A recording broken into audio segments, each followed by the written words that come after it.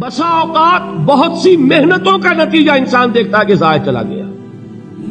میں نے 10 سال محنت کی، حاصل کوئی نہیں نکلا. یہ ثمرات کیا ہیں؟ محنتیں، محنتوں کے ثمرات کا ضیاع. کوشش آپ نے کی، قسمت کی خوبی دیکھی ہے، ٹوٹی کہاں کمن، 2-4 ہاتھ جب کے لبے بام رہ گئے. Be prepared. ایک شاعر کے یہ اشعار ہیں، وہ کمیونسٹ تھا، میں نام بھی نہیں لیتا، لیکن یہ کہ یہ اسی انقلابی، چونکہ ان کا بھی ایک انقلابی نظریہ ہے، انقلابی عمل میں یہ سارے مراحل آتے ہیں. کوئی سیٹ بیک آیا، فرض کیجئے کوئی ناکامی ہو گئی، تو اپنے ساتھیوں کو دل بندھانے کے لیے یہ فصل امیدوں کی ہمدم اس بار بھی غارت جائے گی، سب محنت صبحوں شاموں کی اب کے بھی اکارت جائے گی. میرے نبی کے ثمرات کا جو لفظ یہاں آیا ہے، وَنَقْصٍ مِّنَ الْأَمْوَالِ وَالْأَنفُسِ وَالثَّمَرَاتِ، سب محنت صبحوں شاموں کی اب کے بھی اکارت جائے گی.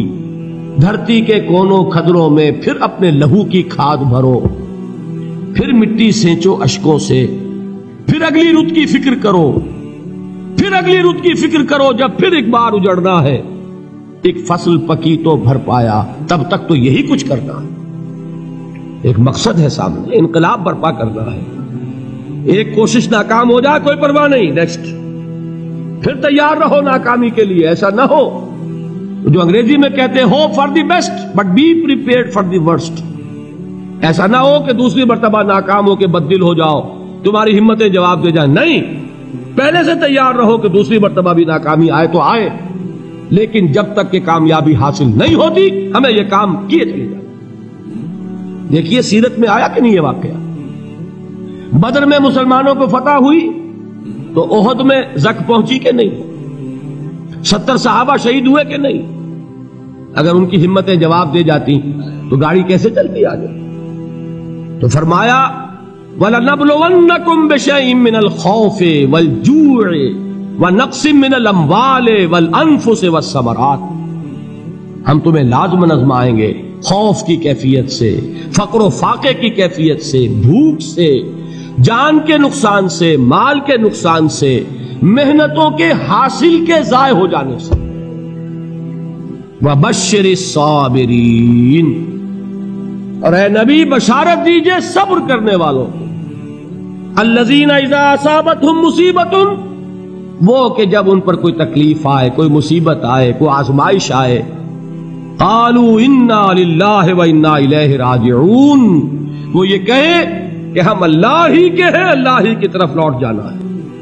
یہ وہی انداز ہے جو میں نے فارسی کا شعر سنایا تھا آپ کو کہ سرے تسلیم خم ہے جو مزاج یار میں آئے. وہ ہمارا مولا ہے، ہمارا آقا ہے، اگر اسے یہی منظور ہے تو ہمیں بھی یہی منظور ہے. میں نے تسلیم و رضا کی بات کی تھی نا، آپ کو کچھ شعر سنائے تھے. ایک شعر اور سنیے، اور یہ کس کا ہے؟ محمد علی جوہر کا. ایک مرتبہ جیل گئے، ان کی ایک بیٹی جوان بیمار ہوئی، فوت ہو گئی. باہر چھوڑا انگریز نے، جاؤ بھائی دفن کر دو بیٹی کو. دوسری مرتبہ جیل گئے، دوسری جوان بیٹی اسی مرض میں مبتلا ہوئی. اب یہ جیل میں ہے، خبر پہنچی کہ دوسری بیٹی کے اوپر بھی اسی مرض کا حملہ ہوا ہے. ایک نظم لکھی ہے جس کا آخری شعر یہ ہے، تیری صحت ہمیں منظور ہے لیکن اس کو نہیں منظور تو پھر ہم کو بھی منظور نہیں.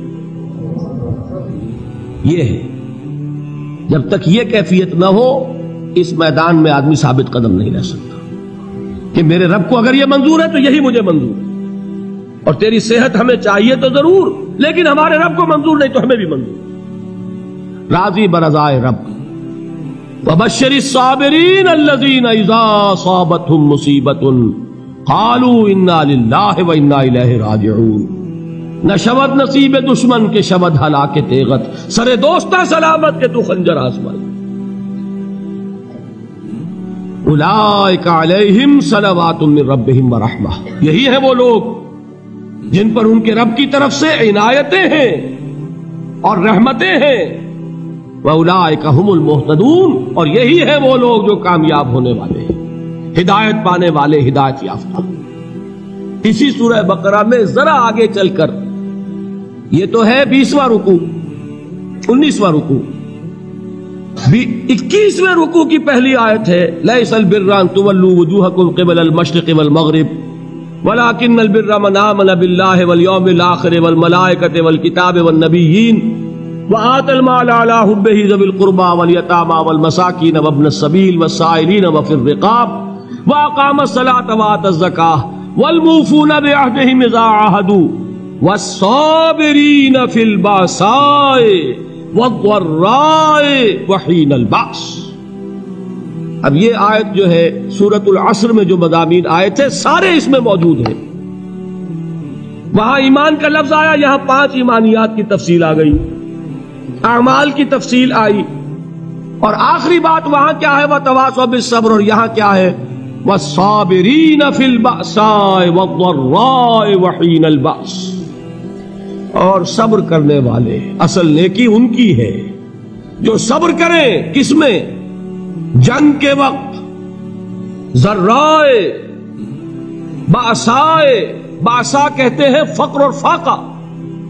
واحد آئے گا باس تو اس کے معنی جنگ، اور باسا جمع میں آئے گا تو فاقہ فقر بھوک. اور ذرائے جسمانی تکلیف، ضرر جسمانی تکلیفوں میں صبر کرنے والے، فقر اور فاقے میں صبر کرنے والے، اور جنگ کے وقت صبر کرنے والے. اولئک الذین صدقوا واولئک هم المتقون. یہ ہیں وہ لوگ جو صبر کرنے والے ہیں، یہ ہیں جو سچے ہیں، جو اپنے دعوے میں نیکی کے اور ایمان کے صادق ہیں، اور یہی وہ لوگ ہیں جو متقی. اگلی سورت ہے سورہ آل عمران، اس میں 2 لفظ آئے ہیں آخری آیت، یا ایھا الذین آمنوا اصبروا وصابروا ورابطوا واتقوا اللہ لعلکم تفلحون. دیکھیے یہاں صبر اور صابر جو تعلق جوہد اور جہاد کا ہے وہی ہے صبر اور مصابرت. صبر ایک طرفہ عمل ہے، آپ جھیل رہے ہیں، برداشت کر رہے ہیں. صبر علی المعصیہ، صبر علی الطاعہ، صبر علی الابتلاء، یہ سب کیا ہے؟ صبر. اور مصابرت کیا ہے؟ صبر کا صبر سے مقابلہ. یہ سورہ آل عمران اب وقت نہیں ہے، میں آپ کو سناتا اللہ تعالیٰ نے کیسے کیسے مسلمانوں سے کہا، مسلمانوں تمہیں زک پہنچی ہے تو انہیں بھی تو پہنچی تھی. ان کے 70 نہیں مارے گئے تھے بدر میں؟ ان کے حوصلے جو ہیں وہ تو پست نہیں ہوئے، وہ اگلے سال آ گئے تم پر چڑھائی کر کے. تم کیوں اتنا برا مان رہے ہو؟ تمہارے دل اتنے زخمی کیوں ہو گئے؟ تمہیں تکلیف پہنچتی ہے تو انہیں بھی پہنچتی ہے. اپنی غیرت جو ہے ہمیں ذرا اس کا جائزہ لینا چاہیے. لوگ باطل نظریات کے لیے کتنی قربانیاں دے رہے ہیں، لوگ باطل چیزوں کے فروغ کے لیے کتنی محنتیں کر رہے ہیں. جیسا کہ میں نے ابھی کہا تھا، اسی غیرت کو چیلنج کرنے کے لیے، ذرا آپ کی حمیت دینی کو جوش دلانے کے لیے، قادیانی نوجوان کتنی تعداد میں اپنے آپ کو دین کے لیے وقف کرتا ہے، اور آپ کتنے نوجوان ہیں جو اپنے آپ کو دین کے لیے وقف کرتے ہیں، اور ہوں وہ کھاتے پیتے گھرانوں کے لوگ. یہ نہیں ہے کہ اگر کوئی اور کام نہیں کر سکتا تو پھر یہ ہے کہ وہ دین کے کام میں لگ جائے. باصلاحیت لوگ، کھاتے پیتے لوگ، ذہنی استعداد رکھنے والے لوگ، اونچے گھرانوں کے لوگ، وہ وقف کریں اپنے آپ کو دین کے لیے. اس کے بغیر کیسے باہر آ جائے گی، کیسے رونق آ جائے گی؟ تو دنیا میں باطل نظریات والے جو ہیں، یہ بات کہی گئی ہے، مسلمانوں تم اگر توحید کے لیے لڑ رہے ہو، دیکھتے نہیں ابو جہل کو، اس نے گردن کٹوائی ہے شرک کے لیے، شرک کے لیے گردن کٹوائے، اور تم توحید کے لیے گردن کٹوانے کو تیار نہ ہو. اس نے گردن کٹوائی کہ نہیں کٹوائی؟ اور کس طرح کٹوائی ہے؟ کیونکہ بڑا متکبر قسم کا، فرعون قسم کا شخص تھا. جب گردن کاٹنے لگے تو کہتا ہے ذرا نیچے سے کاٹنا، تاکہ جب تم نیزے کے اوپر چڑھاؤ میرے سر کو تو اونچا نظر آئے، معلوم ہو سردار کا سر. وہ بدبخت مرتے ہوئے بھی جو اس کی کیفیت تھی نا، اس کو ذہن میں رکھیے. تو یہ اس لوگوں نے قربانیاں دی، جانیں دی. تو فرمایا اگر تم ان سے زیادہ قربانی نہیں دو گے، جو نوٹ کر لیجئے اس کو، مجرد اگر حق کو غالب کرنا اللہ کے ذمے ہو تو آنے واحد میں غالب کر دے گا، تمہیں تکلیف ہی دینے کی ضرورت نہیں. سمجھ رہے؟ کیا اللہ کے مقابلے میں کوئی باطل کی طاقت ٹھہر سکتی ہے؟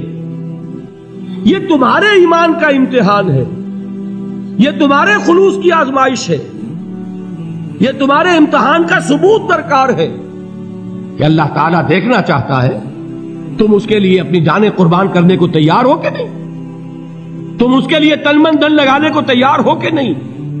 اور یہ جان لو کہ اگر کفار اور مشرکین اور ملحدین اور باطل نظریات والے وہ جو کچھ قربانیاں اپنے باطل نظریات کے لیے دے رہے ہیں ان سے زیادہ اگر تم نہیں دو گے تو حق غالب نہیں ہوگا۔ انہوں نے جو صبر کیا ہے اپنے باطل نظریات پر، اگر تم اس سے زیادہ صبر کا ثبوت نہیں دو گے اپنے اس حق پر تو حق غالب نہیں ہوگا۔ اس لیے فرمایا یا ایھا الذین آمنوا اصبروا وصابروا، نہ صرف یہ کہ صبر کرو بلکہ صبر میں اپنے دشمنوں سے آگے نکلو، ان کے صبر سے بڑھ کر صبر کرو۔ وَرَابِطُوا، مرابطہ کہتے ہیں چوکس رہنا، ہوشیار، پہرا دو، ایسا نہ ہو کہ دشمن جو ہے غفلت میں تمہارے اوپر کوئی حملہ جو ہے کر بیٹھے۔ وَاتَّقُوا اللَّهَ، اور اللہ کا تقوی اختیار کرو، لعلکم تفلحون، تاکہ تم فلاح پاؤ۔